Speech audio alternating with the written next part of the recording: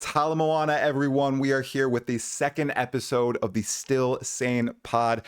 I am sitting down, figuratively, with Dreamcore and Silver XYZ. Most of you are probably familiar with their content if you enjoy Path of Exile 2 news and content creation, but we'll do some brief intros regardless. We'll start with Dreamcore. What's going on, man?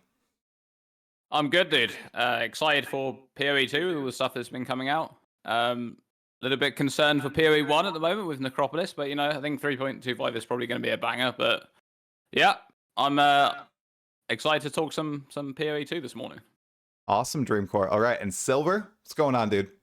Hey man, yeah, all good. Same as Dream, just super excited. Good to have some good new news to discuss. So yeah, just super hyped. And PoE1, I think I'm concerned for a different reason because PoE2 is looking so good. It's kind of it's a bit worrying, but yeah, we'll see.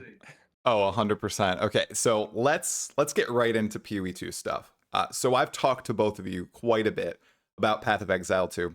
I think Silver, you've always been hyped for it, okay? But so I want to start with Dreamcore because I know around ExileCon 2023, the hype kind of died and you were a little bit negative around PoE2. Has that kind of subsided? Are you looking forward to the game a lot more now, the more that you see and the more that is revealed? Or are you still cautiously pessimistic? I'm definitely optimistic about it now. I just really want to play the game. Like that's the thing, right? Everyone just wants to play the game. We've seen all this footage of it and stuff. I mean, obviously you've played the game twice, so. But yeah, I just really want to play the game now. I want to get my hands on it, actually get in there and try different things out. There's only a couple of things that I'm concerned about with Path of Exile 2 now. One of them is the hotkeys. I think hotkeys is something that, I mean, even Jonathan admitted that it could be a problem on PC. So it's one of those things where I'm just going to have to try it myself to see if it's actually a problem or not. I think that some people probably will find it a problem, but some people are probably going to find it just fine. It really depends on your background and what other games you played in the past. Because some games have like tons of hotkeys. If you're doing like WoW raids or something like that, you have insane amounts of hotkeys. You're used to pressing that many buttons. But in a game like Path of Exile, where most builds are just one button builds with some like supporting skills, some movement and stuff like that, we're basically like doubling or tripling our hotkeys going into Path of Exile 2. So that's if you're playing WASD, that is. So that's a big change. So that's the thing that I'm mainly concerned about. I think that's for mouse and keyboard, by the way. I think for controller, even though there's a lot of hotkeys, the layout and the analog sticks and things like that make it a lot more of a comfortable experience overall. I know because I've played controller a lot in the past on different games, and that's just kind of how it is. Whether you have the same level of control on controller is difficult to say, but yeah, I just want to play the game. That's basically what I'm saying with Path of Exile 2 for sure. All right, awesome, man. And Silver, maybe I was being wrong. Are you not positive about the game? You looking forward to it? You know me, mate. I'm fully coped up over here. I'm all aboard the train. So yeah, I just every time something comes out, the thing that keeps, this is so fanboy, but the thing that keeps coming to me is I just get such a calm sense of assurance that even if like a micro decision doesn't maybe make sense immediately, or there's something that I personally think, oh, that's a little off, there's just such an amazing track record now going forward, and every reveal that comes out, there's considerations there. Like even, the minion stuff, I'm sure we'll get onto that, but you can, when Jonathan was talking in the interview and sort of talking about how, we tried formations, because I think everyone was thinking, wouldn't that be cool? And just to know that that's been tried and that, it didn't work for a reason, right? I think sometimes as a very passionate audience and kind of Reddit dwellers and stuff, we can sort of think, have you guys maybe not thought about this? And I think that's a common thing you think or you hear. And I think it's just that reassurance that of course they've thought about this, right? Like every time that something comes out, it's like clearly this is like so well considered. And I think that puts a lot of people at ease. So I can definitely sense, like I say, I've been hyped for ages. I've got full sort of faith, but I can already tell like there's a tone in the audience, people calming down a little bit, and just being like, ah, there's like this collective. You've got all the new people getting super hyped, but then you've also got a lot of people that are passionate, that are PoE1 players, who are like, oh, okay, no, yeah, they're nailing it. Don't worry. And I think it's a very relaxing time for us as PoE2 sort of fans.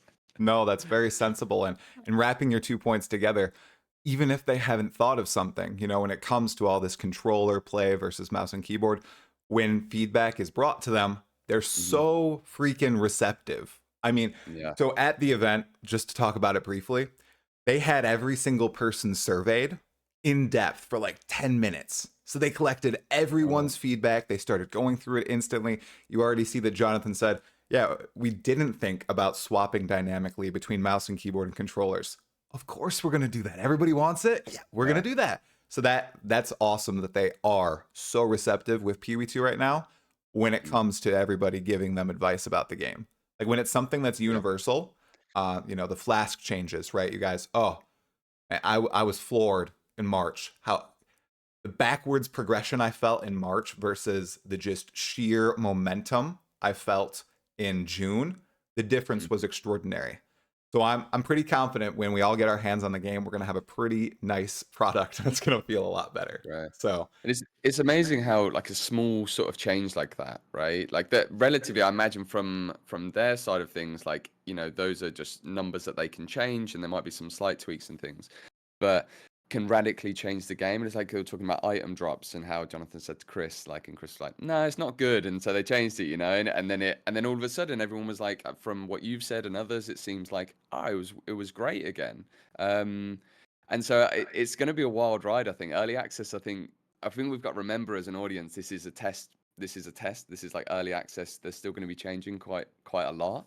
And it's going to be a very interesting time. Even though the game might be incredibly polished in terms of the feel and things like that, changes like that radical sort of changes might need to be made in terms of, okay, utility flask, this isn't working, we're completely redoing this. Or even Jonathan talking about rares, right? And how, like, yeah. I think he said there's a lot more I'd like to do with rares potentially, and that they're still open to ideas. So yeah, I think we've got a lot of interesting times ahead for sure. If anyone wants to kind of see what that early access journey will look like, just go to the Path of Exile 1 wiki and go back to when PoE1 was going through that stage in 2011. Weekly patches, drastic changes, swings in the game that completely changed the feel. I think that's what we might see with Path of Exile 2. Obviously, it will be far more polished, but we might get those radical changes. And I think a lot of them will address the concerns that, like you brought up, Dreamcore. Right now, they don't have a huge testing pool, but I'm sure once they get, thousands, tens of thousands of people in getting lots of feedback, I think they'd be very open to making some alterations about like the button load or the UI. UI design and the navigation of that is something that they're really honing in on for PoE2.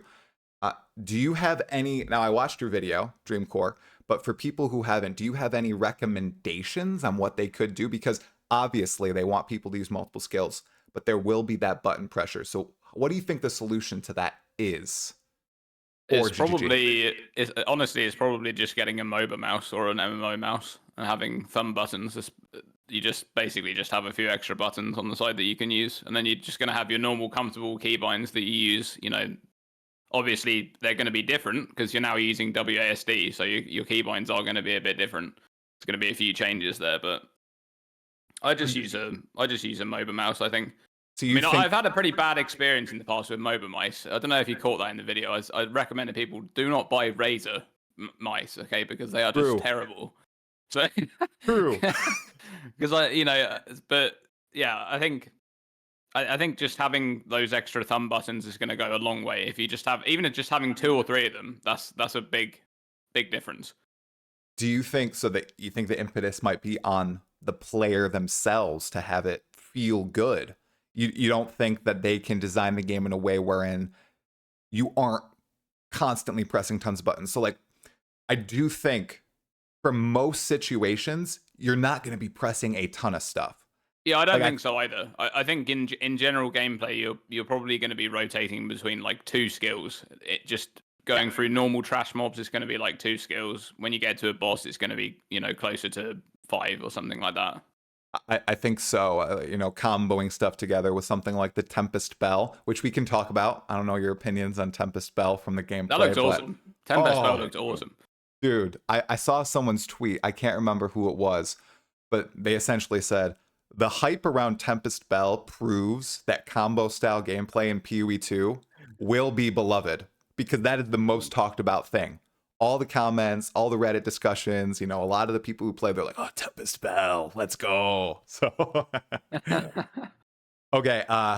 Any other initial first impressions you guys want to talk about before we dive into the actual reveals that have just occurred over the past week and a half? Because there has been a lot of new stuff. Yeah, the only thing I'd say is on the buttons and sort of like mapping kind of topic. How much of a percentage do you think? So, say hot swapping is going to be implemented between keyboard and mouse and controller. I'm almost certain for myself. This is probably coming off the back of playing a lot of Hades 2, but like I'm almost certain that I will be doing that. That for combat, for moving around, I'll be using a controller, and then I'll probably be doing my trading, hideout manage, you know, just all that management stuff on a keyboard and mouse and hop swapping. What do you guys think, like for yourselves, but also as a percentage? Because I can almost imagine a majority of players would end up doing that. Obviously, I haven't had hands on myself, but try you have. What do you think? Oh, yeah. So hands on, I 100% probably will be using controller. I'd say 80-20. Mostly because, you know, GGG hooked me up with this. So, you know, shameless shill right here. But So I sad. was also surprised as a non-console player, as someone who only started using a controller to play Hades a month and a half ago, Hades 1, no Hades 2 yet. I was shocked at how smooth it was, especially with the inventory management. They have done a lot of work to make it feel good. I don't know how it will be with trading, but when we were on couch co-op, you know, we could trade with each other with one click of a button with both inventories open. I mean, it was that, bravo. I was like, what is, we don't have to click a trade window and go through a bunch. We can just click and boom, trade. That's insane. And then you could just click a button and swap out your equipped equipment. Or you could identify something. You didn't have to click the scroll over to the item and identify. You could just click square. If you had an ID scroll, it would identify. Like, it just felt so good. So I think if it really does feel as good as those 6 hours, I'll probably do 80-20. Dreamcore, what do you think about that, though? I know you said you have played a lot with controllers in the past in other games. Do you think you do that for PoE2? I think I'll try to play with keyboard and mouse because that's just how I'd like to play. If it's like really bad, then I might consider playing controller. I do think that something's to be said there, that it is a bit of a failure of the game design if keyboard and mouse is that much worse than controller. Like when it comes to the just generalized gameplay.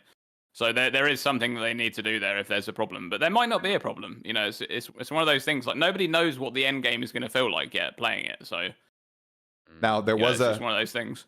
There was a controversial statement that Jonathan made in my brief interview with him, wherein he said, you know, we design skills and some skills might feel better on a mouse and keyboard and some skills might be better on a controller. What do you guys think about that before we dive into the actual new topics? I think that's fine. Yeah. I think it's fine because that kind of already exists in the game now in terms of like play styles, not in terms of controls, but play styles, right? There's just play styles where you can just walk around, hold left click, and you don't do anything else. Everything just everything's going crazy. Or you can play like slams or something where you're using 10 abilities, right? So there's that already exists in the game right now, and it's just in terms of play style rather than control. So I don't think that's too much of a problem. Yeah, I completely agree with everything you said. All right, awesome. All right, then we don't need to harp on the point because I agree with you as well. So I was just curious your thoughts on it. Let's now that we have first impressions out of the way, dive into the new content, okay? And we're gonna start with most recent, and then we'll go to the old stuff. And the old stuff is what, a week and a half old? Got a lot of new stuff, guys. So number 1, Silver. I want your first impressions on the Witch and minions. What did you think about that big reveal? Okay, so I have never played a minion build in PoE. ever. It's never appealed to me. I've just there's something about it, and I think it is from a kind of design feel point. Like I've put a skill in and I've summoned a zombie, right? And then I think I left the mudflats and that was it, and sort of never picked it up again. So for me, watching the reveal, I immediately felt like I wanted to pick it up, and I was for me. I mean, some of you guys may have seen my content. I'm a bit of a like fiction. I like to imagine the character fantasy and sort of the artwork around things. And the way my mind works is, can I imagine a kind of person, an actual character that I would play that would have a style and a theme? And as soon as I saw it, I was like, yeah, amazing. Like a Bone Storm character, right? Where you're and maybe using like, you know, a few sort of heavy stun, I can't remember what they were called, but like skeletal warriors or something to like, you know, The keep the Reavers. front line. Or yeah, the Reavers, or you know, I can't remember the other ones without the big hammers. But Brutes. that's it, brutes. Yeah. There you So, go. but point being, it was an immediate thing. As soon as I saw it, I thought, okay, well, there's 5 builds I want to try just from that reveal. I could just immediately think of so many things, and the gameplay looked so good. And God, there's so many things, like the decisions around corpses and corpse economy makes so much sense to me because I hate the spamminess of like DD builds and the kind of, and I guess like broadly PoE2 is making a more methodical combat experience for people. That's what it seems, and it seems like that applies exactly to minion gameplay, and that's really reassuring to me, and just super exciting. So even like the, you know, like the offerings are now sacrifice one of your Oh, skeletons. You know, so good. little Yeah. things like that make such a big difference. So Yeah. yeah, initial impressions, super hyped. Definitely gonna pick up a minion build and see what it's about. Yeah. Okay. Awesome. Yeah, 3 cheers for Jonathan just crushing Desecrate in the interview with DM and Gazzy. He's like, no, we're not doing Desecrate. I don't like it. It's not. That's It based. ruined the corpse economy. Right. It made it a non-factor in the game. It's gone. That was awesome. I loved it. Dreamcore, what were your first impressions of Witch and Minions? I want to hear them. Yeah, I'm very similar to Silver there with the whole minion gameplay from PoE1. I have played some minion builds, but I'm not really a big fan of minion builds overall. They're just not my type of thing, and I think the minions in general in the game don't feel too. They just kind of feel a bit weird to play with. They're not. How do I explain that? Path of Exile 2 kind of has this thing going on where each of these minions are offering something different to your character. Like you had the sniper that drops like the gas cloud on the floor. You got the cleric that heals your minions. Like that is awesome. You have a arsonist which can explode your minions.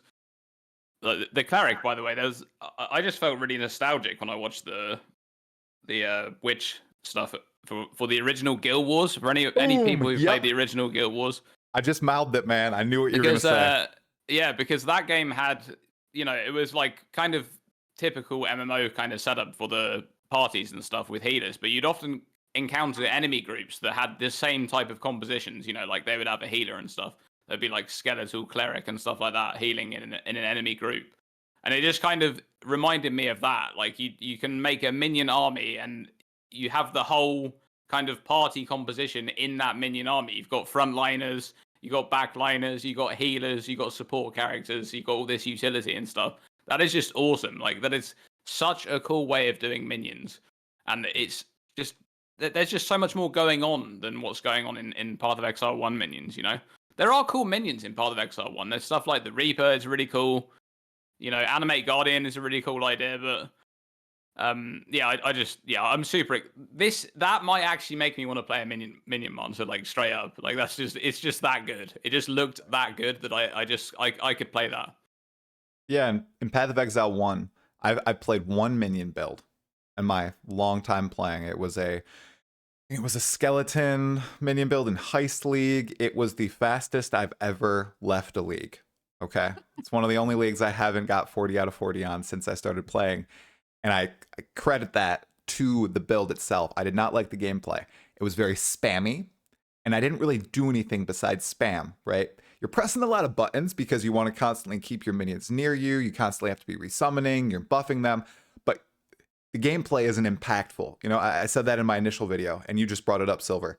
Bone Offering In PoE1, it's like a button, it doesn't really do anything. It buffs your minions, but nothing really happens. In PoE2, you impale one of your skeletons up on a stake. You want to fight around it. It becomes a part of the battlefield, and it's kind of strategic and meaningful. Love that style of gameplay. And to your point, Dreamcore, I didn't understand how many minions they were going to reveal with this at this event or in the video. They just kept going and going with the skeletons. I was like, oh, there's 4 different types. Okay, they can't do more than 4. Then it was 5, 6, 7, 8, 9. I think we've seen 9 different types of skeletons so far, and they've said there's more skeletons, and then there's more minions. And then in the interview, they're like, yeah, all classes basically have at least 1 minion skill, you know, that's associated with them. I mean, they're going all out with this. I feel every archetype, they are cooking, and they are going above and beyond. With the mercenary, we thought that. With the druid, they thought that. We thought we were going to get the minion mancer and the witch in January. They said, we haven't finished cooking. And we were like, bullcrap, come on, just release it. I'm glad they waited. I bet they were doing the formation testing back then, and then they made the change a silver, what you mentioned earlier. And that probably caused them to stall it out to make sure it really felt good there. Right? Yeah, absolutely. Yeah. Mm-hmm. Yeah, like you say, it's like every class seems to be this is something that's really struck me, and I think that this latest reveal has really solidified this in my mind, is there's clearly quite a lot of game design, like quite deep level mechanical game design considerations going into each of the classes and each of the ways that people, I know for a while they've said, we want people to feel that there's different ways to play the game. What was that? And I feel like that is just really, really true when you look at the depth of the systems, like the minion, even just the minion management system, and having a fundamentally different way to manage your army. I suppose, like Dream was saying, the being able to manage an entire army and sort of just allocate and deallocate using spirit, and I know that in the interview Jonathan said there's even going to be a sort of UX UI improvement going on there, and a separate window just to manage your spirit and minions, and then it then makes you think, okay, the shadow, right? Like what does stealth have in store? Is there going to be like fundamental mechanics around stealth or something like that, and we get an entirely sort of new way of playing? I'm not expecting, Metal Gear Solid, but Dude, it could happen. Huh? Yeah, little exclamation marks everywhere. But yeah, like what is it that they can do that's interesting around stealth? And yeah, and the Marauder, like Rage as a mechanic, could there be more depth involved in Rage? Now, I don't want to get too ahead of myself and expect these things, but it certainly seems like there's a depth to the way that we're able to play, and these classes have like really fundamentally interesting mechanics. And again, I have to remember, and some people in your chat were making this point yesterday, Troy, which is like, these are actually not class-based. These are skill-based ideas that they're associating to classes, and we really have to remember that. I keep forgetting, but it's just the way that we're currently talking about and it's presented, right? So yeah, super exciting. Yeah, I think they present it like that. I think the reason why they're presenting like that is just it's so much easier to understand for someone who's seeing it for the first time. Like here's the witch. This is like a typical classic necromancer style minion mancer. But obviously, yeah, like these skills are going to be usable on any class, on any ascendancy. That's just that is part of Exile. Yeah, they would never do anything other than that. So that's exciting. Yep, and Dreamcore, you have been reaffirmed by a dev in the chat. That is exactly why. It's because they are trying to get a huge new audience for PoE2. I keep stressing this point, okay? And a lot of people, a lot of PoE1 players are like, but it doesn't correlate to me. It's not what I want to see in Path of Exile 2. Guys, you're going to like what you get. I'm telling you, the Path of Exile 2 is the depth of PoE1 packaged with actual meaningful combat and a new like graphical ceiling, essentially, in ARPGs, as far as I'm concerned. If you've seen that witch showcase with boss Torgal, oh my gosh, you guys, that was crazy. And the way that the animations are so fluid, and unlike Katava, who resets into that weird pose after every phase and everything, like jerks, everything was so smooth, right? Like everyone's commenting how this looks like a AAA game. guys, you should expect that. GGG is investing, 5-6 years, tons of dev power into exactly this, because that's where they feel PoE1 may have failed a little bit, even though the later parts of the game look great. I think they thought that they could really bring up PoE1 in two regards. That's the tutorialization, bringing it to a new audience, and then the graphical fidelity. And I think they're doing that with PoE2, which is just super cool. Super cool to see. Clearly. Okay. Anything else on minion? Yes, I want one more question.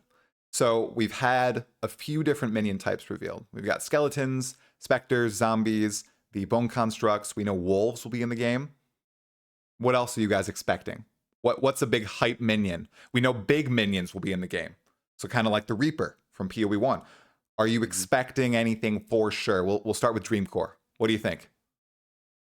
So based on that concept art from the Marauder Ascendancy that we got from the original ExileCon, assuming that's still a thing, which I think it probably will be, because that looks like a really cool. It looks like almost like a minion monster type focused around like ancestors, like the Marauder's ancestors. I think that could be a thing, and maybe we even saw that a bit in Trial of the Ancestors. I mean, I know that a lot of those monsters that they used in Trial of the Ancestors were taken from PoE2 and placed into that league. So, and by the way, speaking of the minion formation, I think we already saw that in Trial of the Ancestors as well. If you remember the characters that you placed, I think it was on the wing, would always, no, not on the wing. It was the 4 that you placed around you would always stay with your character and move with you.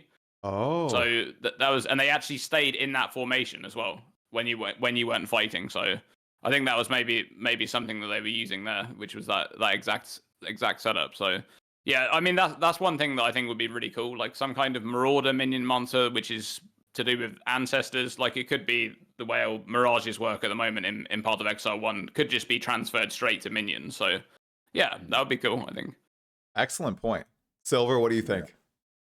Yeah, it's, same as Dream. I'm super excited to see the ancestor style thing. I've been cooking up an ascendancy class in the background, like working on an ancestor design. Ooh. And just imagining what that could be like. And I thought, how amazing would it be if you had something like you could sort of call the spirits of the gods, of the Krui gods, or and get kind of like, I guess in D4 how we get the like Call of the Ancestor. I think, is it Call of the Ancestor skill, where you get these like temporary characters, one of the ultimate skills for the barbarian. Yeah, just having those as minions I think could be amazing. And then I think the other thing is, like, I guess shadows and kind of something for the shadow. I like that kind of it, like the classic double strike, the boys, Mathil's the boys sort of build. Yeah.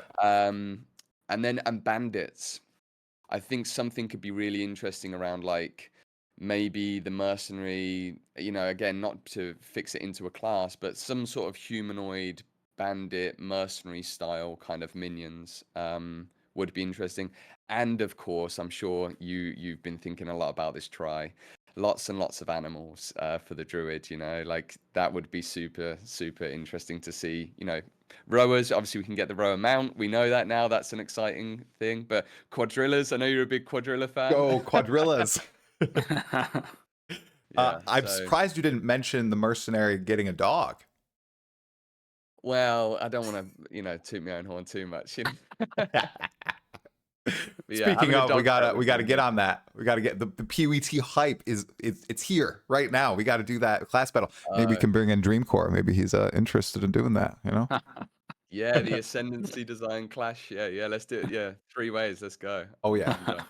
But you are right. I've been thinking about animals. I think my number one, as a big fan of turning into a bear, why not summon a bear as well? Come on. That's got to be one of them. They have that Delve cosmetic from a supporter pack from last year, where there's the Sulfite bear, Coke bear, whatever it is. I bet that's lifted from the PoE2 summon bear skill in some regard. So hopefully we get that. That'd be great. And then in my chat yesterday, somebody, I can't remember the name, sorry if you're here today, said like an arcane build your own golem. And then I extrapolated, I think it was Scorewin who said it. And then I extrapolated out to an ascendancy where the first node, you always get like this summon golem thing. And then all the nodes after, you build what that golem does. So, each node buffs it in some different way. So you get a whole bunch of different play styles. If you guys have played Guild Wars 2, it would be a way better version of the Mechanist. I know Dreamcore, Yeah. you play Guild Wars 2, and how the trait lines change what your mech does. It would be a far more advanced version of that in Path of Exile. I think that'd be kind of cool. That would be really awesome, yeah. Yeah, super cool. Yeah, Having this giant on, golem just going around smashing everything. Let's go. Yeah, That'd be good. and being able to alter it. But, even with like the tri nodes that we saw, I don't know if they'll still be in the ascendancies that we saw in the in 2019 at ExileCon. You can imagine like 3 options, to 3 different types of golem and stuff. Yeah. I'm almost, I'll say 95% sure that those will be in the game. They seem to be embracing that sort of design with their new skill trees, whether that's the Path of Exile 2 skill tree or the Atlas passive skill tree in PoE 1. Like that asymmetric sort of design, I think that's going to be present in the ascendancies too. Yeah, how crazy was this, the news in the interview that came out about the starting areas being different depending on which base class you choose? So, right, the 3 variations of every starting area from an attribute point of view. Who wants to explain it? Because initially my mind was blown, So I think I've got my head around it, but I could be wrong, and chat will definitely correct me if I'm wrong. So they the will. idea being that, let's just take the strength starting zone as an example, Marauder in PoE 1. You would pick either a warrior or a marauder in PoE 2, and depending on which you picked, you would get a different version of, say, the first sort of area, that first maybe 30 points or 20 points or something. But then there's a third version of that starting area, which is any non-strength starting position. So, witch, shadow, like whatever, would have another version of that starting area. That was my understanding of it. Is that right by you guys? Yeah, that's it, yeah. Yeah. 100%. Amazing. That's a great idea. Yeah, it's just a great idea because the reason why they were doing that is because the problem of designing like 3 ascendancies for each class that starts in the same position, and then you're bound to have so many stats that builds just don't want. So it's just really difficult. I don't know how many. I haven't actually looked on the tree to see how many paths lead out from this. Is it still 2? Like we have, like right now we have like 2 main paths that lead out that then branch out. I believe it was 2, right? What? Yeah, it's like the 2 kind of notables, and then there's the 2. Yeah, so I guess they're just going to try and sort of tone down the stats there so that they're relevant to that particular class, which is, that's a great idea because, like Jonathan said, that's actually a really big problem. Like you've got a stat that has something on it that you want, but it also has something on it that you don't want, and a player's instinct is to look at that stat and say that's not efficient for me to take that because half of the stat is something that I don't want, and that that's the thing even in Path of Exile now. So yeah, that's a really good idea. That's just a great idea. And again, it leads to decision paralysis for a new player as well. It's like it could even be a quit moment, like a minor one, where they go into the passive skill tree for the first time and they're looking at the stats and they're like, well, like these stats don't make sense for my build. Like I'm not even, where am I going wrong? Now that shouldn't happen because a new player is more than likely going to go with the archetype of the class they pick. Witch and minions, or warrior and big slam attacks with maces, stuff like that. And then once you're more experienced, you'll realize, okay, yep, I'm taking this node right here because I'm going to path all the way to the left side of the tree to go into this wild new spot to enable this wacky build that I'm doing. My bear form, monk quarterstaff attack, wind dancer. I don't know what the heck. It's very cool. The build possibilities are going to be wild. Okay, you guys? It's going to be wild. I can't wait. For sure. Yeah. And the attribute nodes as well, just like the final point on this, I guess, is like the ability to pick your attribute. Again, like you were saying, Troy, right? Such a good example of like offering flexibility. And that is a real frustration. I think I can't speak because I've played the game so long, but I imagine for new players where you're like five in off of something and you're like, oh, I just want to use the thing, right? So being able to respec those and switch over to a bit of in, it's going to be so flexible, that early stage of attribute requirements. So yeah, super exciting. One thing I didn't ask about the passive skill tree that I kind of want to now is resetting. This tree now happens with gold, right? But it's still at a node by node basis. I'm gonna ask if they can do a entire passive tree reset with one click What do you guys think about that? Since it is with gold and it's not with a like regret orbs or anything, do you think that's something that they won't go into, or what? Dream, you go. I know my thoughts. I don't think. Okay, quickly. I don't think they'll do it because I think it's it's like philosophically not aligned with the idea of being able to like wipe your characters like clean, and then Mm, it goes against that feeling of like, mm, oh, I'm just unlearning a couple of recent things. mm-hmm. It's like it's that kind of clean slate feeling that I think the team are really against. Okay. I don't think they'll do it, but they might. It might just be one of those things that Jonathan's like, okay, that's fine, but we're not giving you a discount on it or anything. You just pay the full price for every node. It just comes like a bulk option. It's you click it, wipe the whole passive tree. Are you sure you want to do this? Are you positive your whole tree's getting wiped? And then yeah. I think they I might mean, then. I don't really see the problem with it, but it's one of those things where they might, like exactly like Silver said, they might not add it because it kind of goes against what they. I mean, that's sort of the reason why all of this back and forth with passive tree resets in Path of Exile 1 was a thing to begin with. Because you have that kind of character progression, and then people want like cheap resets to be able to like just level a character as one thing and then completely reset it once you get to maps or something to spec into something else. Maybe if you have a full loadout ready to go, and that's just never been a thing. So I'm not sure that they would change that in PoE2 either. So, unlike other games, I think GGG does a great job with the economy and balancing that, and I think they care a lot about it. I think that in PoE2 with gold, I think they are going to make that an actual resource you want to care about, and they'll probably keep that in mind if they want to do this. They're not going to make it like an arbitrary cost, like, oh yeah, you'll probably be able to respec whenever using gold and just reset your entire tree. I think it's going to be something that does cause a bit of friction, and I think it's worthy. Unlike the friction that was caused with flasks and you needing to go back to town after every pack, I think this part of the game, to ensure that level of permanence that they would like, it is a worthy friction added. So I do kind of agree with you guys on that. Okay. All right. So Witch, we've touched on Witch a little bit. Now, the other big piece of news from last week now, wow, a lot of stuff. Last week, is PoE2 on consoles. It's cross-play, cross-progression, and it has couch co-op. So last time I think we started with Silver for the Witch, so Dreamcore. What are your thoughts on all of this? I mean, couch co-op is something I'd never ever would have expected for this type of game. It's just not, that is not a thing at all that I would have. If you'd got me like a list of things, a list of features, this would be like way at the bottom. It may not even appear on the list. It's like something that just I would never think would be a thing. So yeah, couch co-op is cool. I'm not sure. I don't know how many people will use it.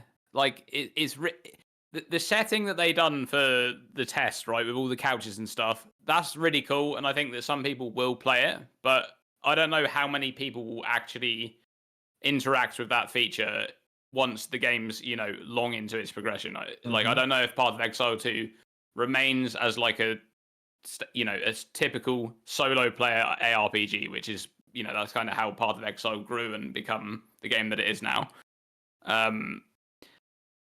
But yeah, cross progression is really cool, and all those things like having the same economy, having the same trades between trade parity and whatever between all these things. That is really, really good, because that's actually a huge problem right now. If you're playing console, there's just some things that you cannot get. Like if there's like some boss that you can't farm yourself and nobody else is farming it, well, you're not getting that item that boss drops, because the league there's just nobody doing that, right? So yeah, that's really good. Now it won't matter how you're playing, like as long as there's people playing, which there will be, because the game's going to be good and people are going to be playing it, then the economy is going to be there, and you'll always be able to buy these items. So on that couch co-op angle, I'd just like to address it. It matters what market they break into with this, because as far as I understand it, couch co-op is huge for D4. If they can break into that casual gamer market, I think that people will play it long after. I had an excellent time with it. I did not think I was going to like it. I will not lie. Like, I was like, oh, that's so cool. I probably won't like it though. Why the hell would I like it? You know, I like zooming. I don't like zooming, but I like going, like keeping on progressing. I don't want to be held back by somebody else. What's this? And then I played with my wife and it was lovely. It was great. Like, she's a new player. I wasn't frustrated. I could guide her through everything. The camera actually felt pretty good. You know, I thought the difficulty level was decent. I know some people thought it was a little too easy. Did not encounter that. But I ended up really enjoying it. So if anybody out there is a little skeptical on like the longevity or trying it out, just do it. Find someone that you enjoy playing with in real life. Invite them over when PoE2 comes out and just try it out. It even works on PC. So I could see that. I could see, like, there's like a group of friends that play Path of Exile solo, and then like occasionally they just like, one friend goes over to someone else's house, or they just play some like co-op for an afternoon or whatever like that. That I could definitely see it like that. That works. So I mean, that's why it's just a really cool feature to have. Like, it's just a feature that I would never have expected, like I said, and now it's just there. Like, there it is, and it looks really good. Like, the way it works and stuff looked really. I kind of expected it to be all like glitchy and stuff because this thing just came out of nowhere. But no, it was actually really good. Yeah, I was surprised. Silver, what do you think about it? Yeah, I've just listened to you guys there, and it's interesting just thinking about all the different ways it opens up to play. So because my housemate is he's not a PoE1 player. He's kind of been waiting for PoE2 to jump in and try it, and we played D4 together on couch co-op, and that was such a fun experience. I remember sitting down and just being like, God, I haven't done this in years. I've not sat next to another human being and played a fun game together in so long. And that was really refreshing and very different. And like you say, it wasn't zoomy. I wasn't thinking, right, let's get to Act 10 in, in like 6 hours or whatever. It was like, in the D4 sense, we just took as long as we wanted. And it was very different. So I think I can imagine scenarios like waking up on a Sunday and going, should we just try hardcore run and just see and just stop when we die, right? Or there's just so many different ways to play the game now. And I think broadly, my take on this has always been, we love this game. Like, everyone watching this video, we're pretty into the game, right? We're the people that will probably be playing on PC most likely, but we might want to play with our friends and stuff and introduce them, and that's cool. In terms of what we get from it, as a kind of more dedicated audience, perhaps, is like, well, if the player base sort of quadruples in size, and we know GGG aren't going to dumb the game down, right? I think that's already been evident in their approach, and we've seen enough evidence of that. So we know the game's not getting dumbed down. All it means is they're getting way more profitable, hopefully, right? Like, bare bones, this is the thing that I think is, if the team have more money, there's more devs, there's more dev time. They've proven that they're willing to invest in the game very long term. This isn't a cash grab or something like that. So it just means more content for us. And in that sense, I'm like, console, go ahead. It was so exciting seeing like millions of people. What was it, like probably the highest watched video on the channel now, right? For PoE. Number like 2. It's right behind that initial Path of Exile 2 gameplay, but it leapt to number 2, and it's been a week and a half. That other video has been out for 5 years now. 5 years. You know it well. Yeah, I totally agree with you, dude. Yeah, super exciting. More money, less problems, hopefully. 100%. And some of the issues I tried to address with Jonathan, and one of them was like patching. They don't seem to be very worried about it, and of course it could just be, oh, we want to massage these worries, there's not going to be a problem. But it sounds like they'll have very swift patching cycles with this. They've already thought about it. A lot of the changes they make are server side anyway, so they don't need to run it by Microsoft and Sony for the. So that was something that a lot of people were worried about. And then the other was graphical fidelity. It ran well on the PS5. I don't think they're going to dumb down the game's graphics or, like you said, Silver, complexity for consoles. Even though they are building it with console in mind, like they want to launch it on consoles, it's not going to be a port. I still think they're trying to make it the best possible experience, like on PC. Like, they're not going to say, okay, well, we can't do this because we're going to be on a PS5. They're saying, okay, we're gonna do this, and we're gonna do our best to make it play well on PS5. Like that sort of thought, right? Which I appreciate. It's good. Yeah, it's like I can't remember the guys. Is it Alexander, the graphics lead? Yeah, the graphic, yeah. the guy who made all the different textures and figured out that cool algorithm. Yep, that's Alexander. Yep. Yeah, so like it's like he's that famous clip of him saying the what's it, the more expensive it gets, the cheaper it gets. It's like Yeah. the more rays we cast away. Mhm. That famous talk that he gave. Yeah. So I'm sure they'll figure it out. And like you say, if it's already running pretty well, I know some people said there's some frame drops in the Draven fight. Yep, that was the But only place I got it. that's just optimization, right? Surely. I mean, Mhm. the platforms aren't that far behind modern PC spec platforms now. Maybe on Steam Deck there'll be some pretty radical, like scaling stuff. But Mhm. yeah, no, it all seems good. Not worried about that at all. Yeah.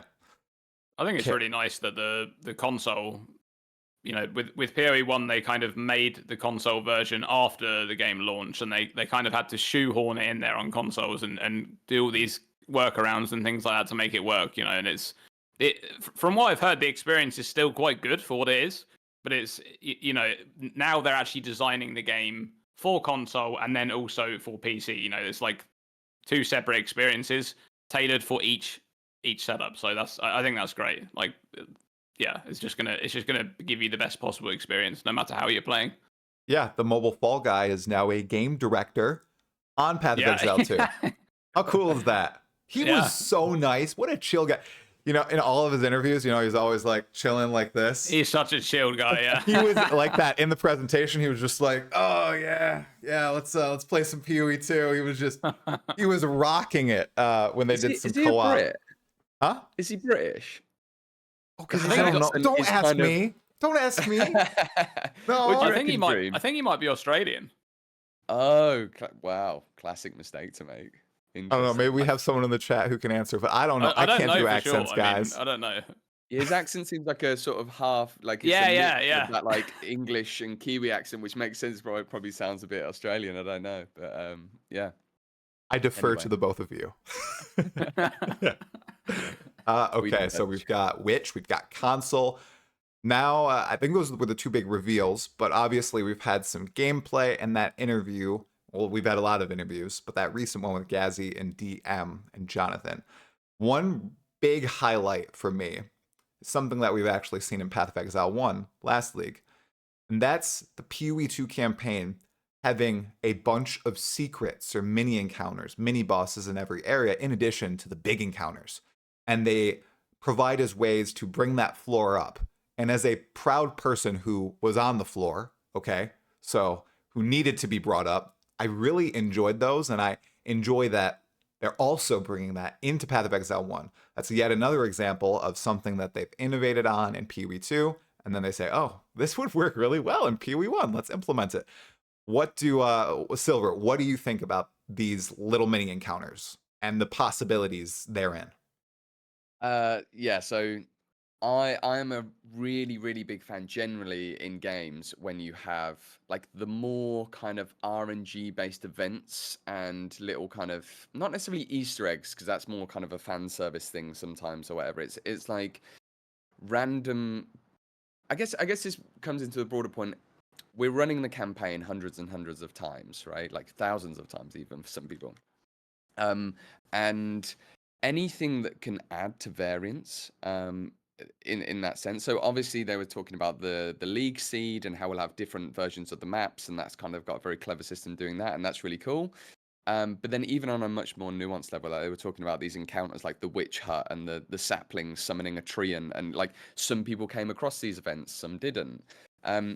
That stuff like that is kind of what makes games like this exciting for most of us. I find it's the same with items, right? It's like not knowing if you get the drop, but you could have got the drop, maybe, right? And so anything like that, I'm of course 100% for. And I think one thing that I did think when I heard that was, how nice is it that they're actually taking the time? Clearly, they're not cramming as hard as maybe some people are worried, because you wouldn't be concerned with adding random, fun, interesting events into your content if you were panicking and you were like, we need to get the axe done.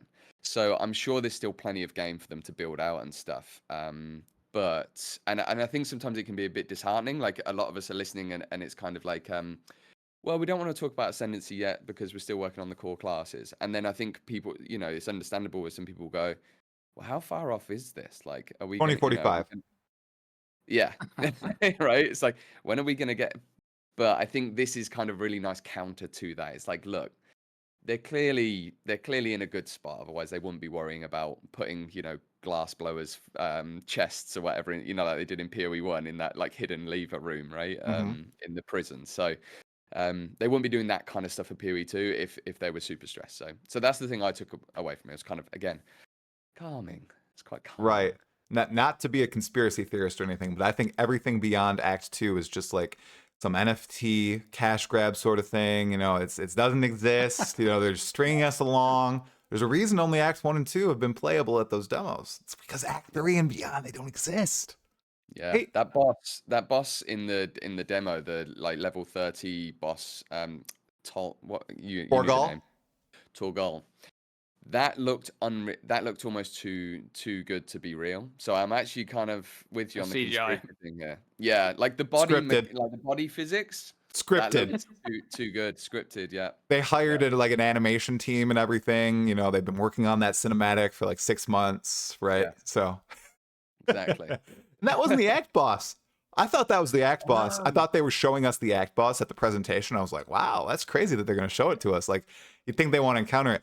And then he's like, no, this is just another area boss. That's not an act boss. Yeah. Like, that is just crazy. Yeah, it was like, do you remember Katava? Yeah, we just flexed on that.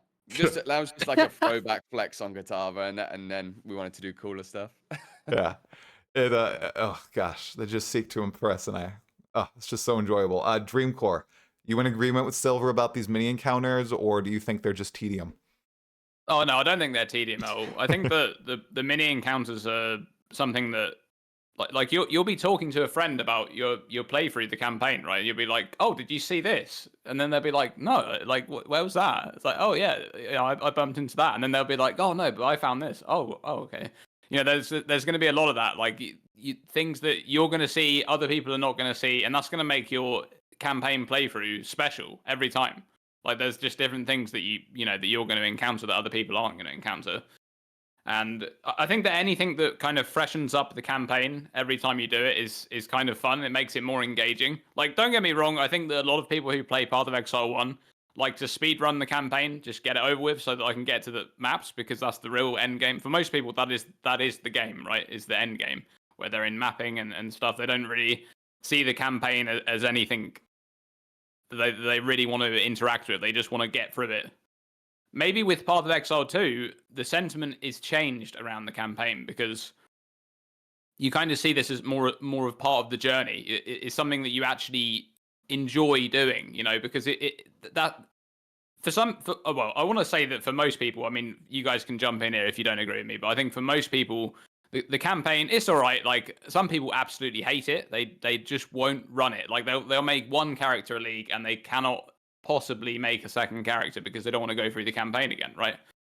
But I think for most people, it's just, I just see it as, yeah, it's all right, the campaign. Like, I don't mind re-leveling a character, but it's not anything to write home about, right? It's just it is what it is. Then when you get to maps, that's where the real experience is in Path of Exile. That's when your build starts to come together, when you start to make real progression. So yeah, I think anything that makes the campaign, also not just that, right? The campaign for each league, the map and stuff is changing, right? The map's going to be like randomized. Yeah. Areas are going to be completely different. So, I mean, I feel sorry for speedrunners, right? Speedrunners are going to have to somehow like hack the system so they can somehow know what's going on. But yeah, anything that makes the campaign more interesting every time you go in, and so that you don't know what's coming. That's I think that's a good addition to the game. I'm in total agreement there. And in Path of Exile 1, the campaign, I came to appreciate the campaign more when I played the big rival, D4, for the second time. The first time, there's the campaign playthrough, it has a bunch of cinematics, and I did think, oh gosh, there's so many cinematics I have to click through. I don't want to do the campaign again, so I'm just gonna do the skip option. and it felt aimless to me. I know a lot of people like just going in and like grinding the open world or farming nightmare dungeons, but that lack of linearity at the start, it just, I guess aimless is the way to describe it. Like I just felt like I was wandering around. I didn't have a clear direction, a progression path. Like it was hard for me to see, okay, here are the markers I'm going to hit. It more so seemed like, all right, I need to grind out the open world to get to level 100 and then start hitting all my marks and getting my gear and stuff. In PoE 1, I like the progression that you get through the campaign, early maps, mid-tier maps, and then red maps, which is, early end game, I'd say, red tier maps, and then you start ramping up everything. So I like the campaign approach in PoE 1, even though I don't think it's anything special at this point. I think PoE 2 is going to knock it out of the water. Silver, what do you think on that? Yeah, I agree. I think, like you said, there's a point. There's something to do with the structure and the linearity and the kind of check marking of things. Mm-hmm. Like you sort of, as you play the campaign more in PoE 1, you start to get an idea of you discover your build. I really think this, like, you obviously flesh out your build towards the end game, right? But I've never been someone that has played leveling builds. And there are people that like to do that, but I like to, if I'm playing like a like I don't know, like a heavy slam build, I'm heavy slamming my way through Oh yeah. through the entire campaign, right? Or Infernal Blow.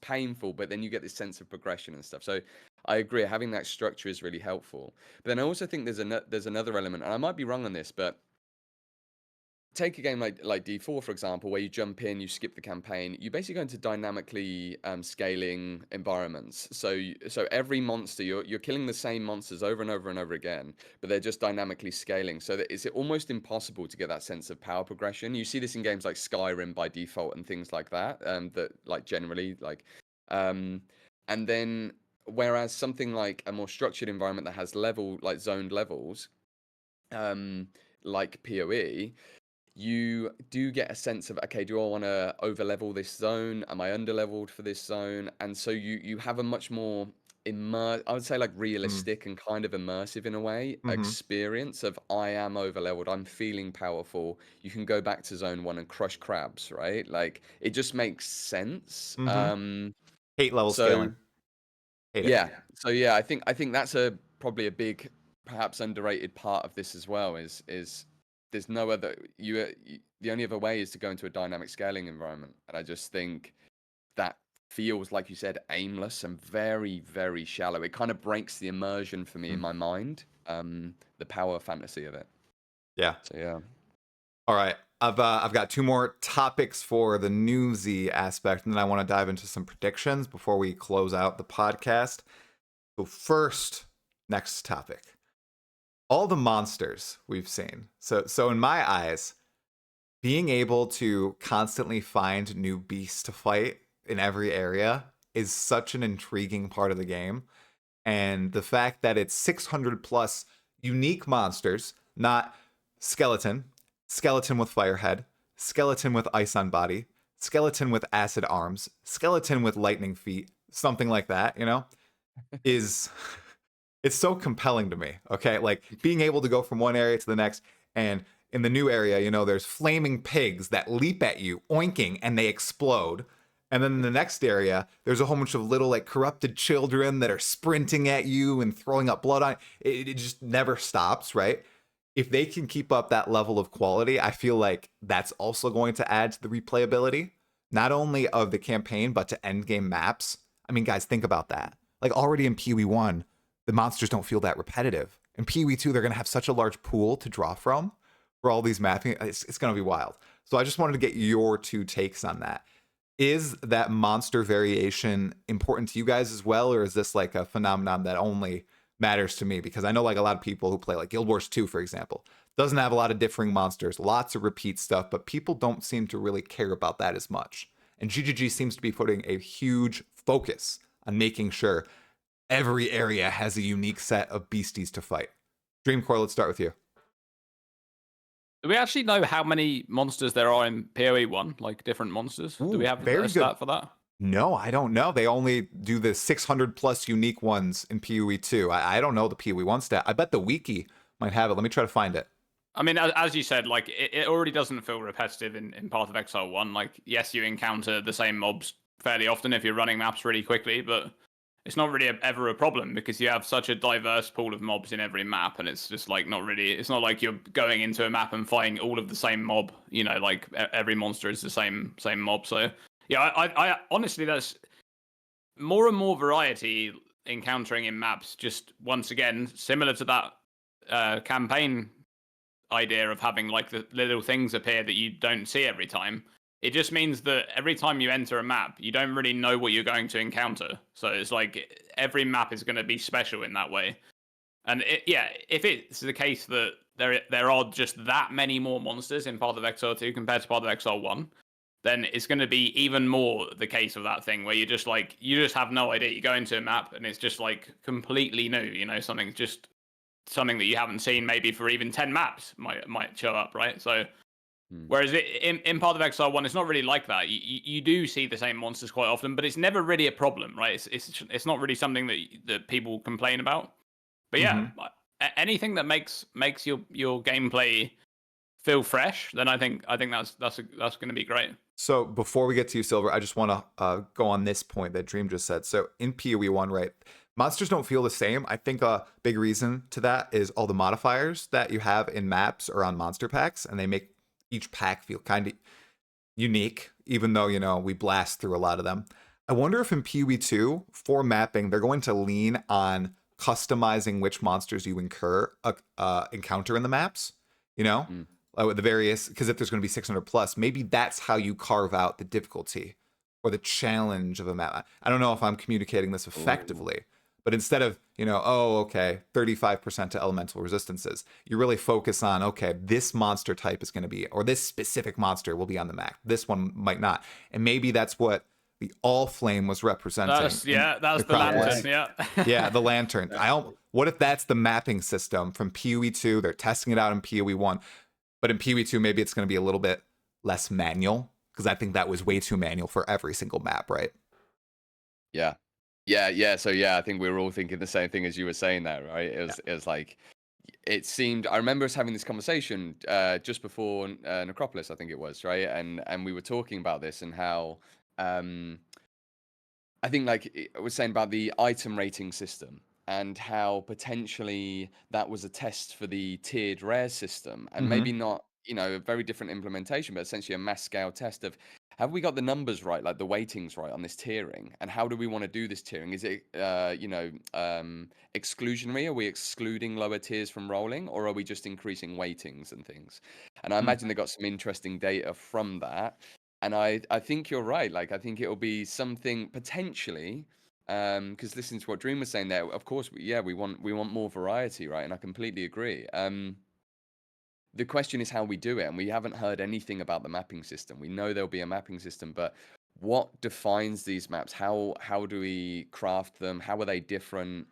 How do they want to approach them from a randomness point of view, right? Like, is it, obviously we have procedural, like, generated zone layouts, but are the monsters procedural? How crafted are they? All these questions, right? And yeah, the All Flame system was the first time we've got an opportunity to look at the types of monsters that are in the game and actually get information around the types of monsters. So I don't know. It's just a really interesting thing to think about. And I think something we have to remember as well is the team's experience developing the monsters for PoE2 is much higher than it was for, let's say 50% of the enemies that are in PoE1, that kind of backdated, earlier developed stuff. And so you saw it in Witchwood. Witchwood, not Witchwood, Wildwood. Yeah, sorry. Yeah, it's like, there was the variety there was even with the PoE1 combat was quite different, and there was quite a lot of, and that was kind of a problem really, because you just get charged and instantly gibbed and stuff. It's really hard to work out, to compare the two, because PoE1, I don't know what most of the monsters do because I've either exploded them or they've killed me. And that is just, I think, a very common experience. That's the way the game's set up, and there's nothing they can do about that, really. People talk about, oh, let's change it. It's like, we can't really do anything about that. So I think PoE2 is going to be a really exciting opportunity to see, like for example, the Faradon Impaler that became that got spectered in the reveal, right?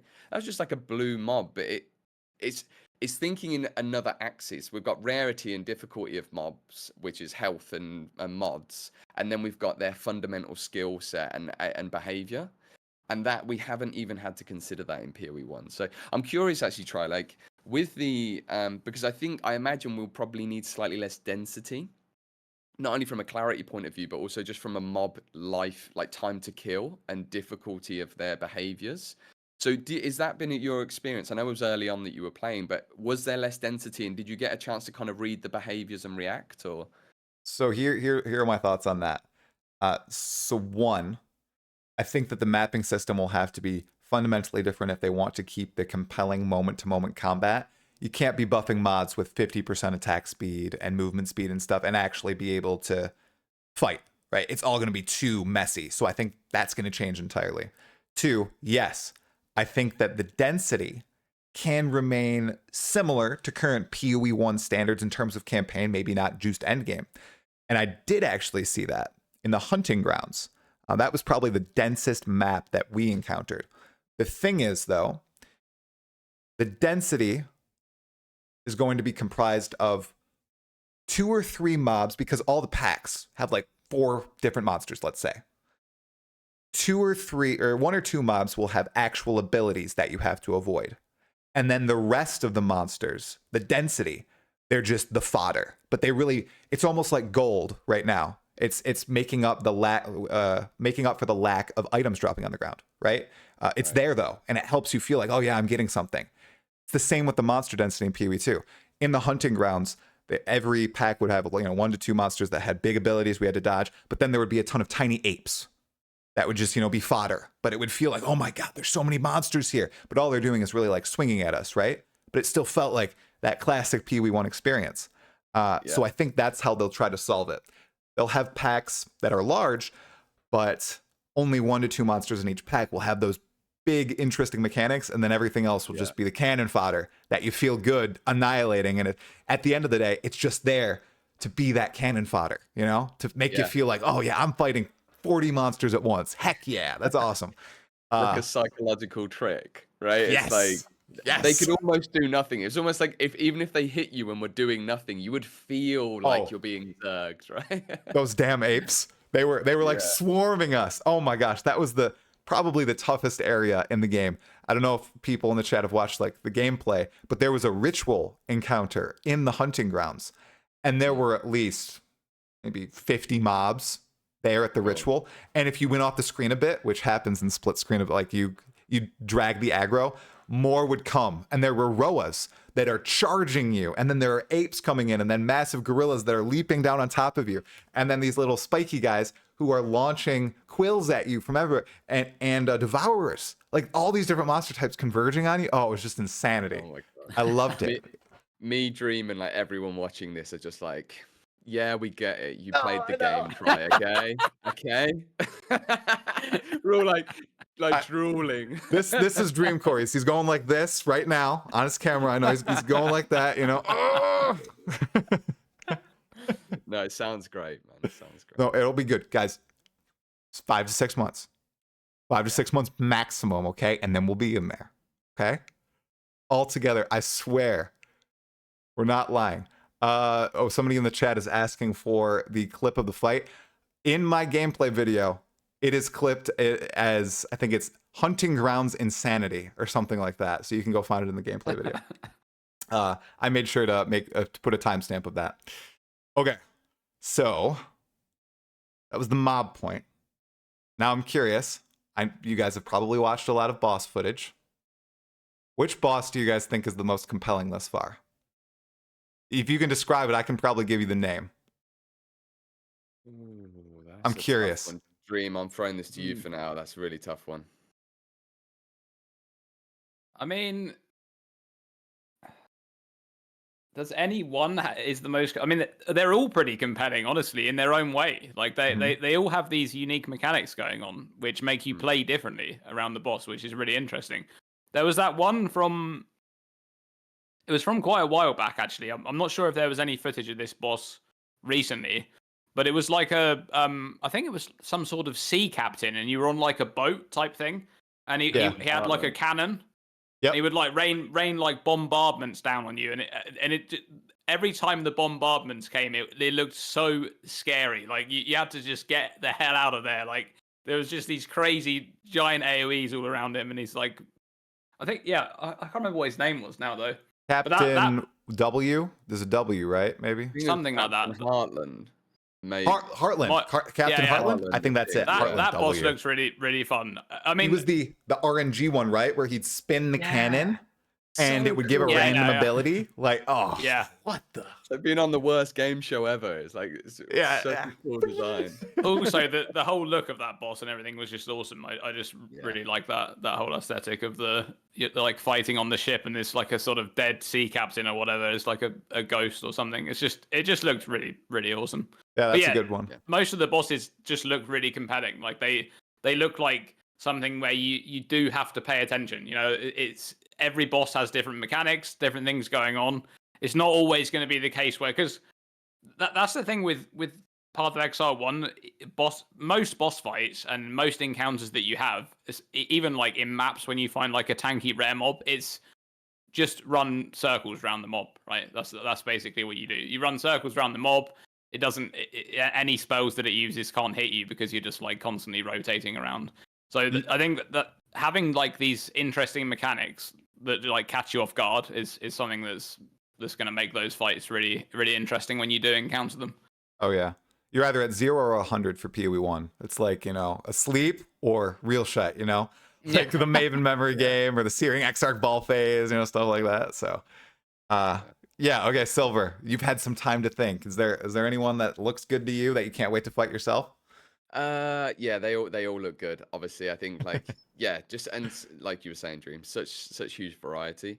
I think probably the most iconic for me so far is because that's the only thing I can go off. They all look amazing. Like I want to fight them all. Is probably the Devourer, and I know that's like not like I don't know. It's like so early on, and we've seen a lot of that, and I definitely think there's probably going to be way better fights, and there are better fights, right? But there's just something about.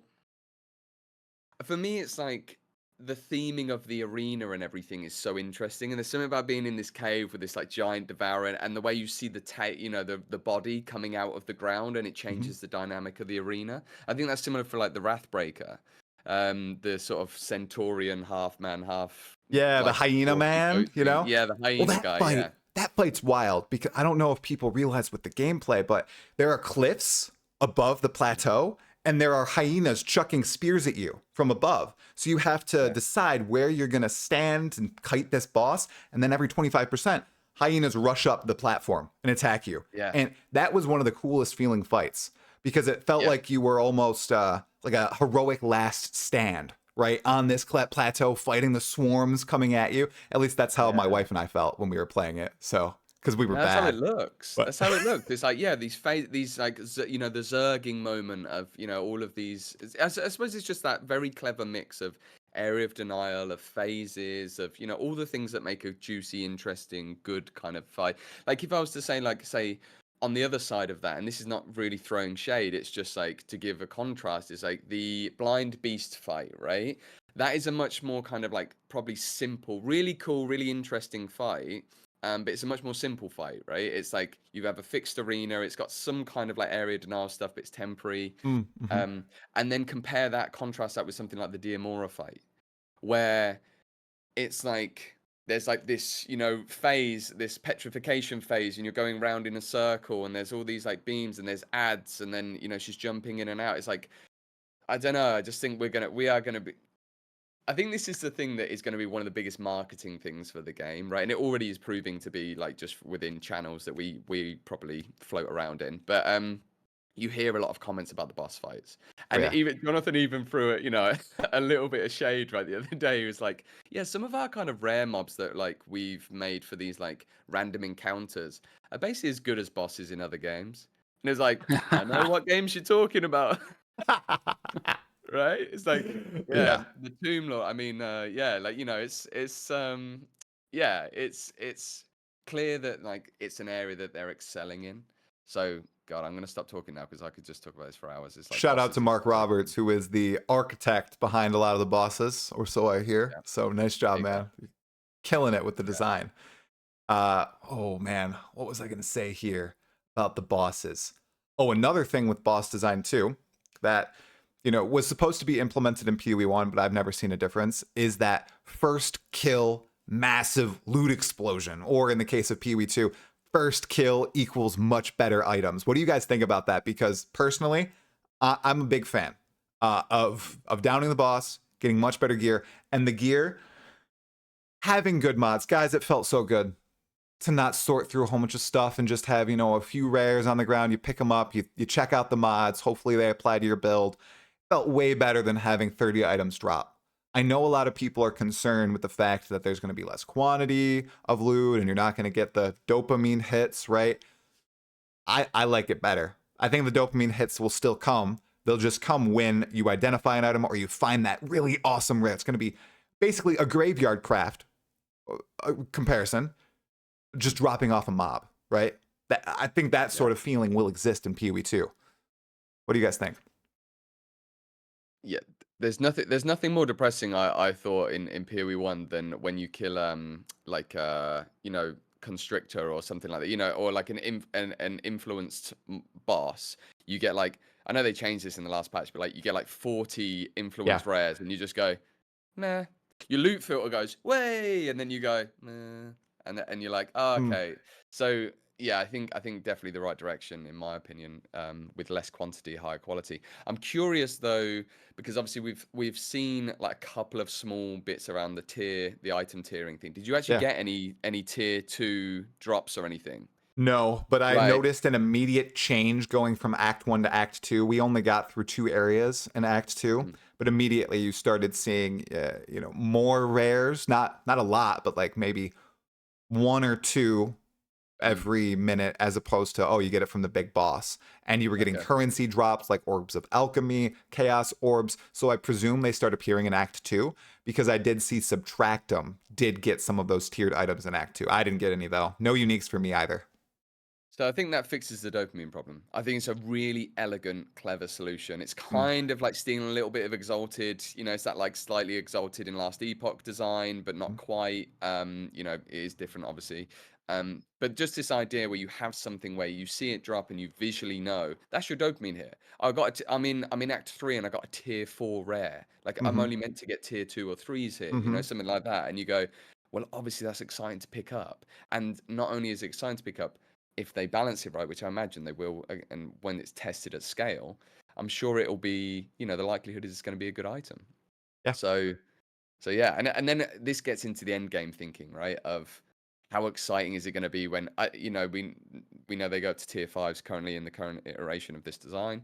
Maybe you only get tier 5s in like level 80 plus maps, and it's like, I don't know, it's just it keeps that kind of dopamine like hit there, but gets rid of all of the clutter, which I think is very, very clever. We'll have to see how it plays out. What do you think, Dream?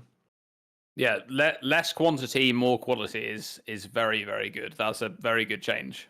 Like how it works right now in Path of Exile is just anyone who's playing this game for the first time and doesn't have a loot filter, that is a bad time. That is a very bad time. The screen is just covered in items. Like the default loot filter is terrible.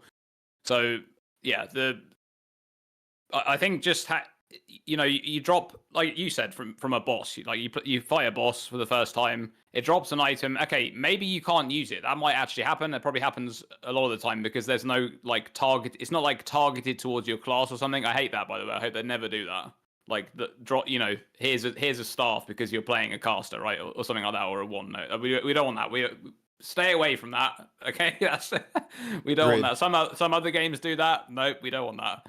I like seated drops though. Like the Act 1 boss seems guaranteed to drop an Orb of Alchemy and a Chaos Orb. And that encourages, as you're going to Act 2, the player to think about, okay, so what am I going to do with this? Am I going to upgrade? Yeah, now you got to use it. Yeah, exactly. Right. To upgrade your gear. Yeah, that is and like I said, if you're playing like a trade league and you drop this good item for someone else, that's great. You you trade it on to someone else. Perhaps they dropped the item for you, or someone else dropped an item for you where you can progress, and you've made the upgrade in that way. But I think like fighting a boss and actually dropping a meaningful item is something which should be a thing in these types of games, and we kind of haven't really had that in Path of Exile. Like there's really good items dropping from end game bosses, very rarely, right? And like Silver said earlier, like there is of course, those items can drop. Whether they drop or not is another thing. But going through the campaign and progressing in that area where you actually need those strength boosts because you're fighting harder and harder monsters. Like you actually just have that opportunity to get a good item like then and there from a monster where it makes sense as well. Like you're not just fighting a random trash mob, like one of those apes that you said that's running at you that like does no damage to you, right? And they just drop like a giga item for you, right? It makes more sense that it comes off of the boss or off of like some unique mob that you found in the zone. So yeah, that's a great idea. I just think overall having less items drop that are higher quality is just that's how it should be. Yeah, and right now the only reason we go out of our way to kill certain bosses is for Pantheon, right? Or for or the passive points. And it's so cool to think that you might actually go, do you know what? I haven't had the best RNG this run. Like this character could really do with a little boost. I'm gonna go clear this boss. And also the permanent buffs that item buffs that we can get. So yeah, it's that incentive. Yeah, it's exciting. Yeah, entirely agree. Agree. Yeah. Okay. So, news out of the way. I am pretty sure the next Path of Exile 2 related reveal is going to occur in mid-July with Grinding Gear Games Live. Now, they could surprise us and drop some more info, like they've dropped a ton of info the past 2 weeks here. I don't think that's going to happen. So, if the next time we hear about Path of Exile 2 is in mid-July when 3.25 is announced, what are your top 2 predictions of what we'll see? I'll go last. Let's start with you, Silver. What do you think we're going to see at GGG Live? About PoE2. I actually am really going to struggle answering this because we know that they're currently thinking that they might not have all of the base classes ready for early access, which may or may not be around November time. And so we don't. So it's hard to think. How many classes have we still got to see? Is it 4? 4.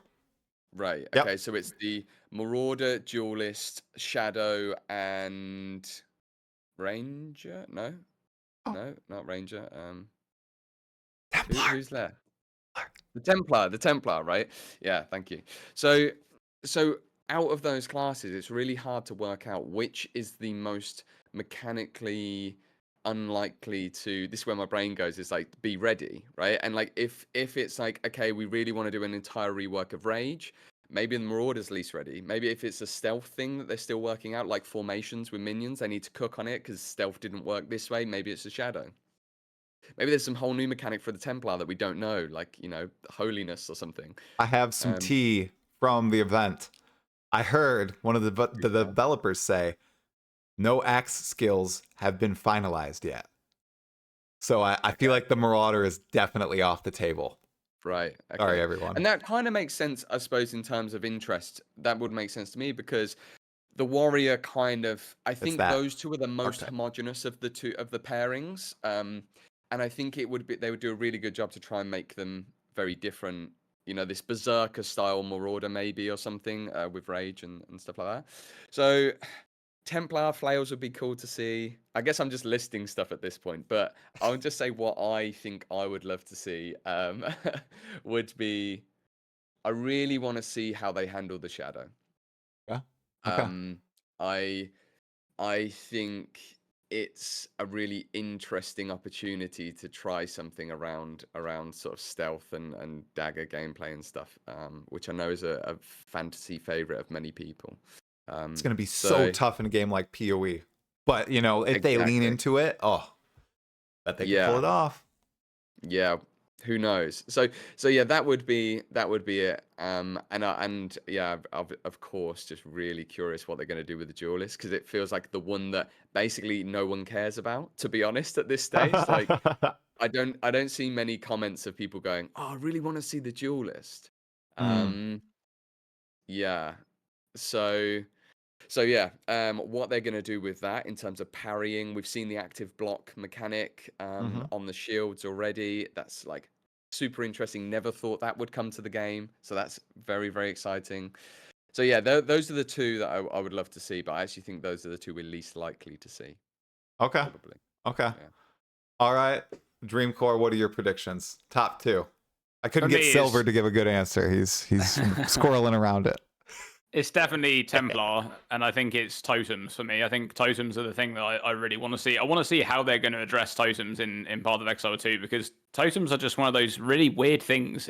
You either love them or you hate them in Path of Exile 1. There is no in between. So, how they're going to go about doing that, because we've got all these crazy minions with the minion monster that's just been shown off. So, are they going to do something really interesting around totems? I don't know. Perhaps totems are not really going to be like a major thing in the game. Like maybe they're going to be, because have we seen any traps or mines yet? No, We saw at ExileCon, we the saw items. Rishi talked about it Yeah. and the changes there, but we haven't seen it in game. Yeah, so I don't know. Like totems could be very, very different in Path of Exile too. So I'm just really interested to see how they're going to go about doing those. And yeah, I love that like Templar kind of like Holy Knight style thing, like with with like a shield and a flail and just like, I mean that directional blocking that you were talking about is just awesome. It looked so good. I think it was Ziggy D's footage that he captured, where he was just like going through these corridors and there's like these mobs running at him and he's got his shield like pointed towards them, and one of them jumps on him but he just like smashes it out of the way with the flail. It's just like it just looks so good. Yeah. So for me it's Templar. See what Templar's got going on, and totems. Like I just want to know what's going on with totems, really. Dream, do you think though that totems will likely be themed around the druid instead of, Ooh. and we'll get Mm. something, because in my mind, totems are much more nature-based, kind of like Or the Primal. tribal Marauder. druidic. It's Or Marauder. it's either druid or marauder, yeah. Like because Mm, we already have the ancestral totems, right, in Path of Exile 1. mm, So yeah, it could be like, yeah, like you said, like druidic, like kind of druidic ritual going on there, or it could be marauder. I don't really. It depends if they're going to go down that same route with Path of Exile 1, where you do have those specific totems. Like, for example, for the most Templar style totem that you've got is Holy Flame Totem, right? That's like the generic. This is like the Templars totem. And then you've mm, got the Marauder style totems with the Ancestor totems. But then you just have these spell totems that are not anything specific. They're just, mm. they're Mm. just whatever, really. So Yeah. maybe they do a similar thing where they do explore that on several classes. Like they have this kind of style of totem going on, where it's like ancestral totems or holy totems or something like that. But then they have the more generic Yeah. stuff. I don't know. Like it really depends on how totems are going to work in Path of Exile. Perhaps they just are completely different. We just don't know. Well, we've seen is it seismic Shockwave. shockwave Shockwave totem. totem, right? And that's Yeah. like it's much more temporary kind of like activated ability sort of thing, right? Mm-hmm. Yeah. Um, and less of a kind of basically a minion, like a minion with no legs, right? So, so I don't know. Yeah, you're right. It's going to be super interesting to see what they do with it. Yeah. Yeah. All right. I think my top two things that we'll see in Come on. July. I do think in July, that's about a month away. I think we'll get an early access date. Mm. I think that's what we're going to get. Yeah. I think we're going to get a release date. They have an internal date. I think another month of solid testing, of going through iteration and design, they'll be confident. So I think we'll get that, and I'm going to throw it out there, November 29th. That's the day, all right? Try set it. It's going to be November 29th, right after Thanksgiving here in the States, okay? All right? It'll be perfect. I'll be off. Oh, I'll already be off. That's Black Friday, I think. Yes, let's go. Don't have to take PTO. Great And time. number two, this is the leak by Trevor influences my take here. So and it kind of influenced the date thing too, because he said that they're aiming for 8 classes, and we've already seen 8 for early access's launch. I don't think that we'll see that in July. I don't think we'll see another class. I think we'll see, and I don't think we'll see ascendancies, given what Jonathan said to DM and Gazzy. He said, oh, we only want to show those when we are 100% certain there's a ton of balance there. They make drastic changes to the classes. That really only leaves one thing that people have been asking for. It's endgame. I feel like they're going to show it. I feel like they're going to showcase, they're going to answer some questions about mapping. Maybe they'll show one of the endgame bosses or maybe one of the act bosses in its endgame form and show how they're different. Do they have more abilities? Is the arena changed? Stuff like that. I do think that's what we'll see. I wanted to say endgame, but I just don't believe. I just don't. You don't think so? Yet. No, I don't think it's. They have to have a skeleton, because they can't save that for the They've obviously been working on it. They can't save the biggest part, in my opinion, for last. Right? They have to have a skeleton. They have to have iterations already. I feel like they'll want to show it off because at the event, you guys, everybody in the feedback survey, they're like, want to see endgame. Everybody wants to see it. Yeah. We want to see. That's where we're going to spend 90% of our time. Anybody who is not just going to play through the campaign once will probably spend 90% of their time at the end of the game. So it's the most important aspect. I feel like that's what they're going to go into. But I could be totally wrong. What do you guys think? Feels soon. It feels soon. It feels like we haven't. I don't know. I guess actually, because in my mind, I thought, well, of course we're going to get ascendancies before we hear about endgame. I don't know why I thought that. It's because I'm completely just focused on that maybe. But yeah, it makes sense. It's just too. I don't want to get my hopes up. I don't know if that's the same for you, Dream. But as you're saying that, I'm like, yes, give it to us, But then I'm like, oh, I don't expect that, So really, it's more just me trying to cope with. Well, what if Trevor was actually his slip up on there was actually planned? Okay, hear me out here, right? He's a plant in there. It was planned, and really, what's happening is the whole getting in there early is going to happen way sooner. There's going to be all classes there. We're going to have ascendancy. No, I'm just kidding, guys. That's not going to happen. Okay, dude, that'd be insane. Because Jonathan didn't address it in the interview at all. I almost feel like you might be right. It might drop earlier than November. But okay, let's stop it. No, let's stop. Come on, let's pull this thread. Hold on. Speaking of date, right? Because you said November 29th, right? That would be 4 months after the launch of the next league, which is 325, right? So do you think that the next league, so 326, is going to launch on the same date? No. It'll launch in December. They'll do another 5-month league probably, right? I think they'll extend the time and do the PoE2 launch first. They'd never launch. I don't think they're going to launch 326 after Christmas. They want to capitalize on the Christmas sales. That's their most. That is the one where they do the big supporter packs where people actually spend money. Yeah. December 14th, then maybe. 2 weeks into December, they've done a lot of those leagues. Metamorph was December 9th when I graduated from college. I remember going to my ceremony and then coming back and beating Cirrus for the first time, I think. No. Yeah, I think I beat Cirrus for the first time. I could see them doing the beta launch maybe a week earlier, maybe 22nd of November, and then the league starts on the 6th or something like that. Ooh. I think isn't it usually around? I guess it could be the 13th. It is usually around the first week of December, right? The end of the first week is if they are launching it in that slot, because that gives them enough time to, and I don't want to kind of. I mean, I don't want to be negative about the league, right? But Necropolis needed a lot of fixes, Mm-hmm. and there's still stuff that didn't ever get fixed, right? So they do need the time to fix the league before Christmas. So I don't know, that leaves them a solid 2 weeks to fix, 2.5 weeks or something to actually fix the league. I don't think 3.26 is going to be as ambitious as Necropolis. I think they're going to go light.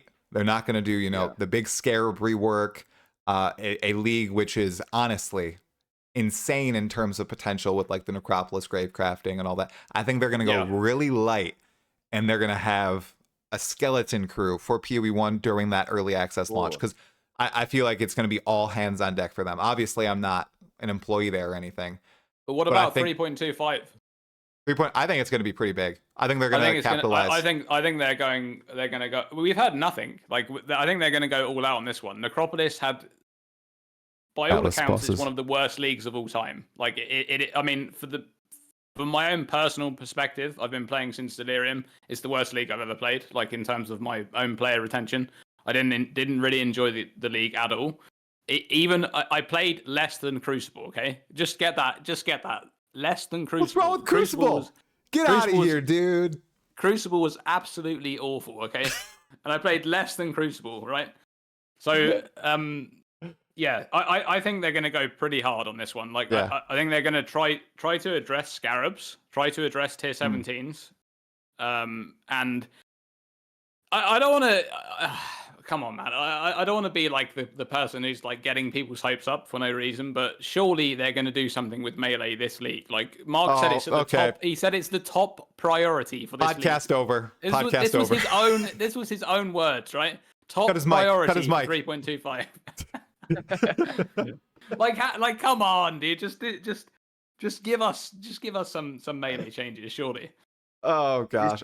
This gets into a broader topic though of like I suppose like you were saying, Try, with it like when are they gonna it's gonna be bare bones whatever they do for 326. I think so.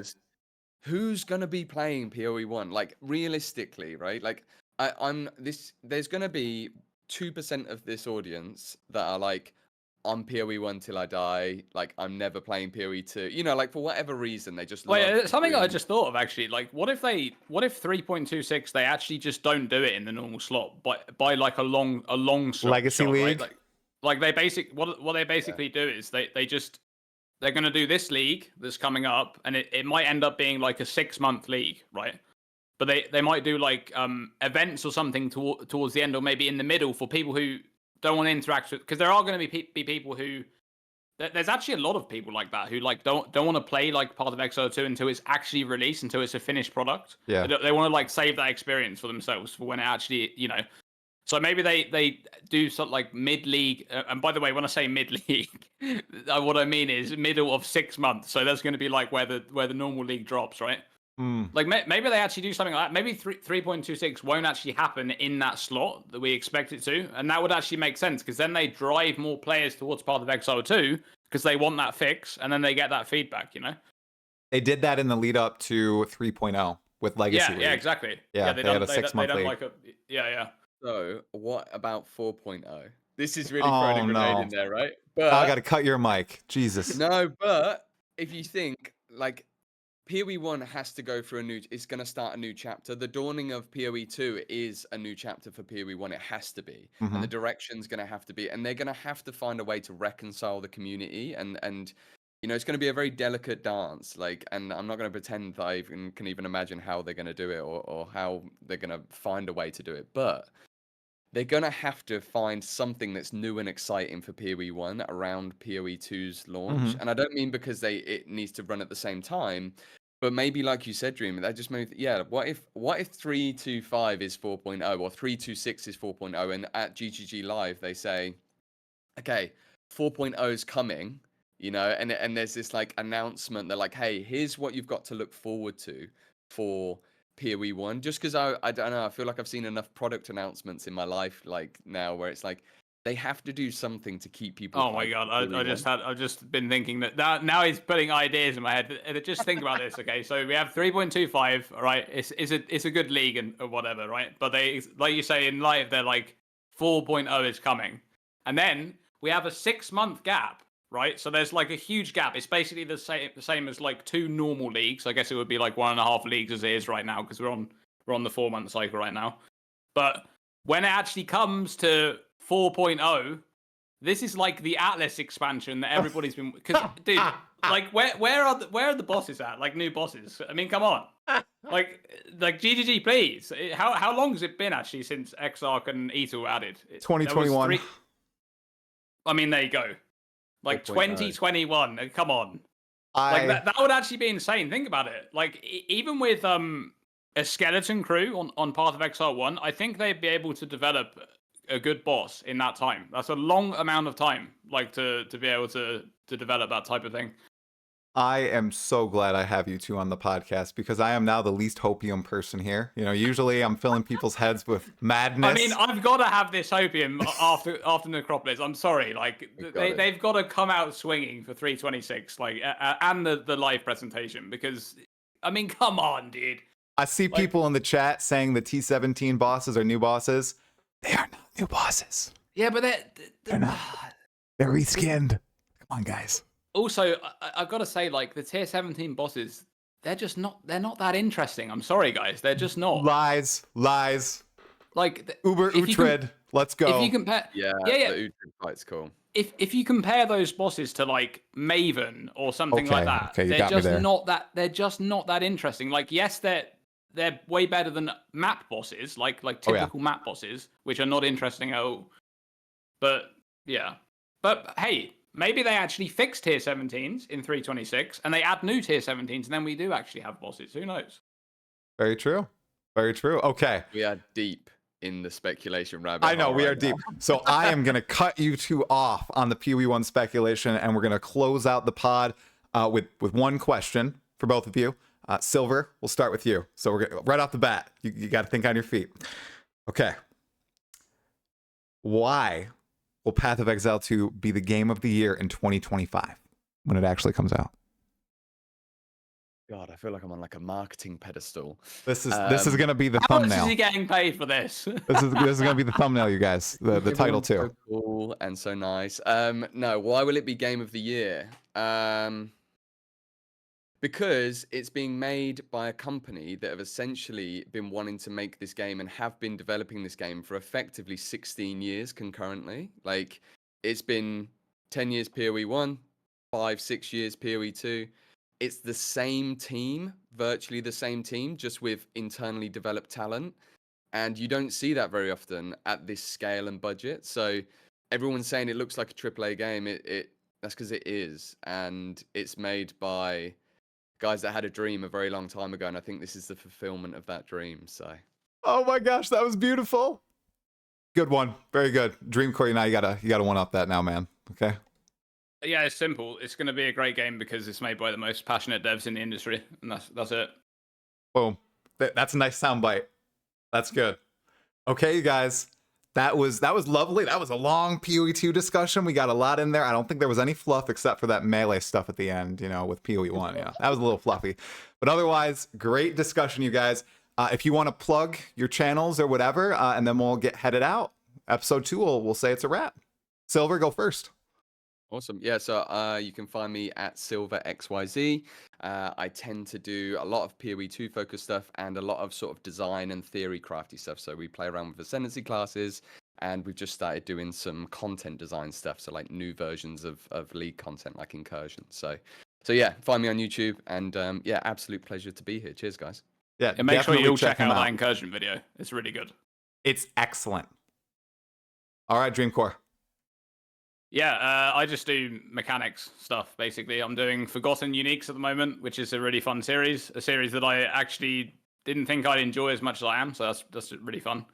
It's basically, I kind of started doing it because it was meant to be filler content, you know, because Necropolis, you know, Necropolis bad. But, yeah, you know...